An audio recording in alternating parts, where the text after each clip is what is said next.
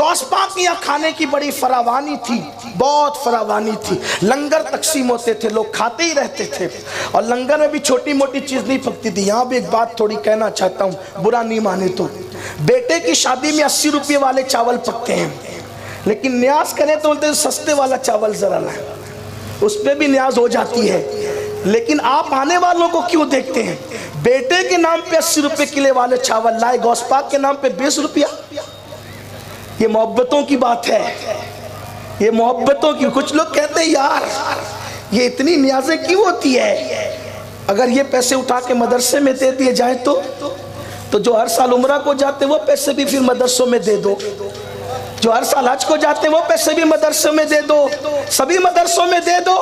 फिर इमाम हुसैन ने 25 हज क्यों किए? इमाम आदम ने 55 हज क्यों किए? बात ये है सारी चीजों की अपनी अपनी एक शान है। खिलाने के वक्त खिलाया जाएगा, लुटाने के वक्त लुटाया जाएगा, उम्रा के वक्त उम्रा किए जाएंगे, मदरसे में देने के वक्त मदरसे में दिया जाएगा। हम मदरसों के मुखालिफ नहीं है, हम लोग खुद मदरसे चलाते हैं अल्हम्दुलिल्लाह। ये आप बरकत ख्वाजा की बरकतें देख रहे हैं, गुलशन अजमेर का गुलशन देख रहे हैं। सुन्नी दावत इस्लामी के 60 से ज्यादा मदरसे हैं पूरे मुल्क हिंदुस्तान में। हमारे अमीर की सरपरस्ती में 60 से ज्यादा दारुल चलते हैं। लेकिन जो है सब नेकी की खुशबू अलग अलग है। इसलिए अगर आपको न्यास करने में तकलीफ है और जब आ जाते हैं तो छुपते छुपाते बराबर आके खाते हैं। नहीं वो तो आ गए थे ऐसे, जब आप खाते नहीं है तो फिर आते क्यों हैं? और कुछ लोग इतने कट्टर है, कहते नहीं हम तो फातिहा का नहीं खाते। हम कहते हैं हाँ जरूर नहीं खाते हो और ना खाओगे फातिहा का। नहीं वो देग वाला खाते, फातिहा वाला नहीं खाते। क्यों नहीं खाते? अल्लाह के रसूल ने फरमाया जिस खाने पे बिस्मिल्लाह पढ़ा जाता है वो शैतान पे हराम हो जाता है।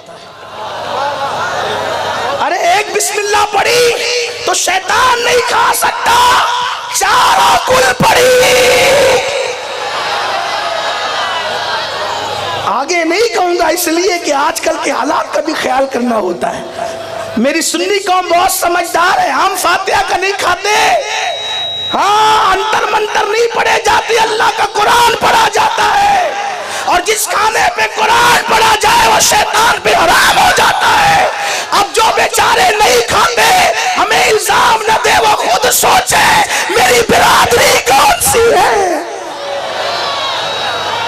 मैं कोई छेड़छाड़ की बात नहीं कर रहा हूं, लेकिन लोग हमें जख्म देते हैं, लोग हमें सदमा देते हैं। कुरान पढ़ा जाए नहीं खाते हो और तुमने क्या क्या लिखा हमें पता है, लेकिन मेरा उन्वान वो नहीं है। तो बात दूर ना निकले, अर्ज ये कर रहा था कि लोटे वाले बुजुर्ग शेख मोहम्मद रदी अल्लाह ताला इजाजत लिए बगैर निकल गए। इसलिए ख्याल है चले हम भी सयाहत करते हैं। निकले 24 घंटे हो गए, भूख लगी, कहा ओ जोर सरकार खाना खिलाएं। कहा यहाँ हम खाने पीने के लिए नहीं आए, सैर और सयाहत के लिए आए, चलो। कहा नहीं भूख लगी है। तो एक बुजुर्ग ने जो आए थे ना वो मुसाफिर, उन्होंने दुआ की 2 रकात नफिल पढ़ के। आज सुबह हमारे बिरादर कारी रिजवान खान साहब बहुत खूबसूरत बातें कर रहे थे कि इंसान को जब भी दुआ करनी चाहिए तो 2 रकात पढ़ना चाहिए। दिल पे मेरी बात लगी उनकी बात मेरे दिल पे लगी। इमाम शाफी इमाम आज़म के मज़ार पे जाते थे तो पहले 2 रकात पढ़ते थे फिर दुआ करते थे। इसी तरीके से और भी बुजुर्गों की बात है कि नमाज पढ़ के दुआ। हमारे यहाँ ये हो गया, बहुत खूबसूरत बात कारी साहब ने कही, दिल के दरीचे खुले कि हम नमाज पढ़े बगैर दुआ करते। मैं कहूँ क्यों ना ऐसा हो, जिनके फ़र्ज़ ही जिन्हें पढ़ने की तौफीक नहीं वो नफिल कब पढ़ेंगे। हाँ हालांकि नमाज के बाद जो दुआ हो फिर कहीं हो अल्लाह कबूल करता है। हम नमाज के बगैर ही दुआ करते हैं, फिर कहते हैं मिलता नहीं। हमारी जमात के बहुत बड़े आलिम थे ख़तीब मशरिक़ अल्लामा निज़ामी रहमतुल्लाह अलैह, अक्सर अपनी कौम से कहते थे मज़ार पे जाते हो नमाज क्यों नहीं पढ़ते? कहते मुझे एक मज़ार दिखा दो जो मस्जिद के बगैर हो।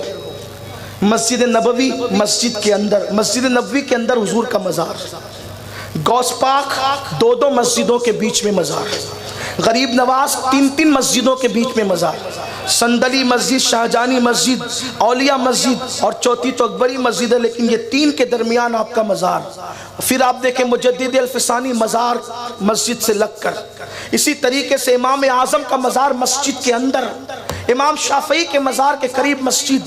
कोई मज़ार आप बुजुर्गों की ऐसी ना देखेंगे जिसके करीब मस्जिद ना हो। इमाम हुसैन का करबला में मज़ार भी मस्जिद से लगकर, मौला अली का मज़ार भी मस्जिद से लगकर, सारे बुजुर्गों के मज़ार मस्जिद से लगकर, ये दरगाहें खामोश पैगाम दे रही हैं, जब हमने मस्जिदों से जोड़ रखा है अपने आप को, तो तुम मस्जिदों से दूर करोगे तो हमारे भी नहीं रह जाओगे। पहले अपने आप को मस्जिदों से करीब करो, तब कहीं जाकर तुम्हारा रिश्ता हमसे जुड़ा रहेगा। आज हमने अपने आप को मस्जिद से दूर, अरे वो तो बादे विसाल भी मस्जिद से दूर न गए और हम जीते जी मस्जिदों से दूर हो गए। सुन्नियों कादरी बनो, कादरी, लफंगापन छोड़ो, जबान से बहुत बातें करते हो, जरा किरदार के कादरी बनो। कादरियों की शान क्या है? अल्लाह अकबर।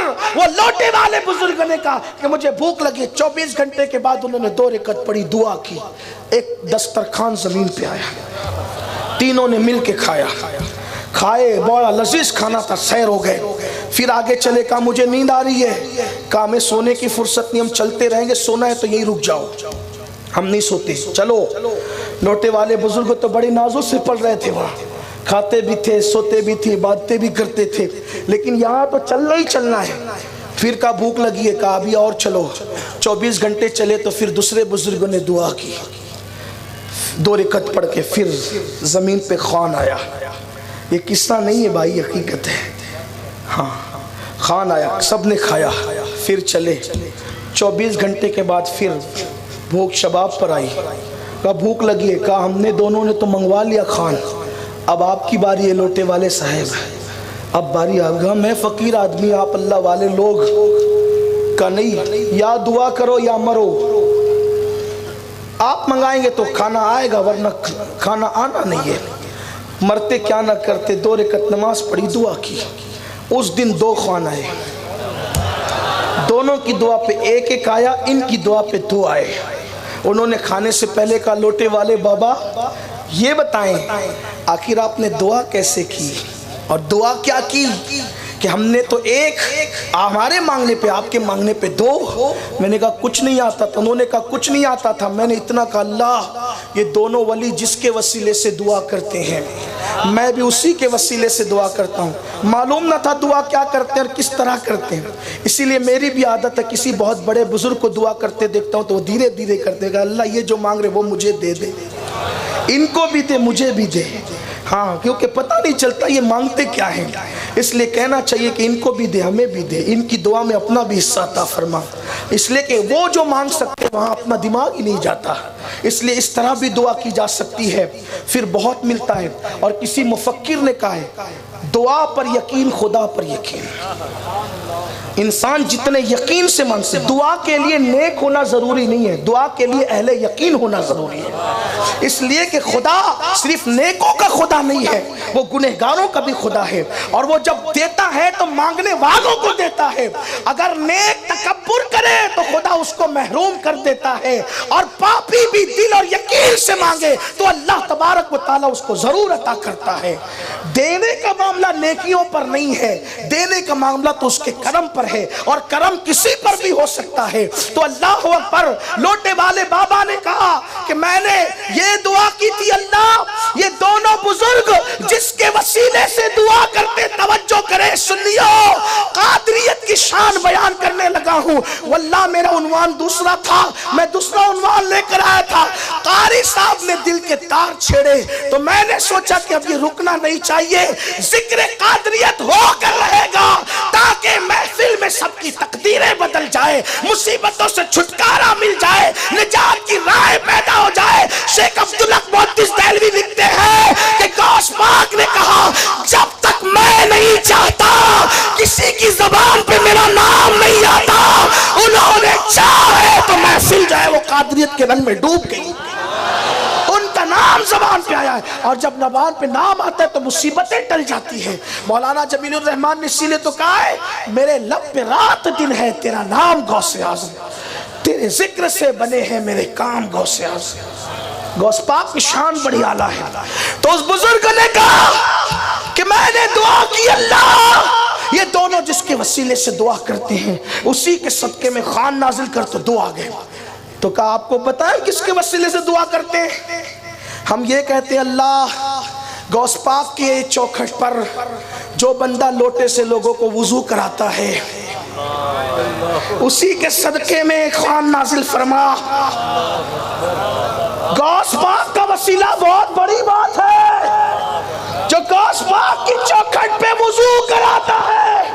अरे जिसकी चौखट पे लोटा लेकर खड़े रहने वाले की शान का हाल ये है कि आफ्ताब जिसके वसीले से दुआ करते हो, जब लोटा लेकर खड़े होने वाले खातिम की ये शान है, तो गौसुल आजम दस्तगीर की शान का आलम क्या होगा?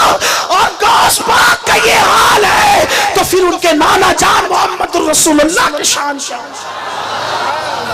हम तो दुआ करते हैं कि अल्लाह वो जो लोटे वाला लोगों को वुजू कराता उसी के सदके हमें खान। तो वो वजद में आ गए, तो मैं पता है मैं कौन हूँ, वो लोटे वाला तो मैं ही हूँ।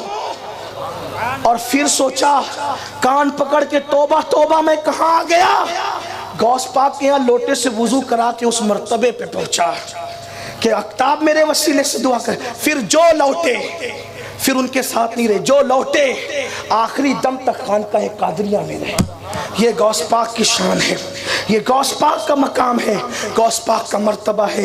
कहने की बहुत सी बातें हैं, लेकिन अब बात को तूल न देते हुए सुनियो, अल्लाह ने हमें ऐसे औलिया अता किए, ऐसे शान वाले बुजुर्ग अता किए।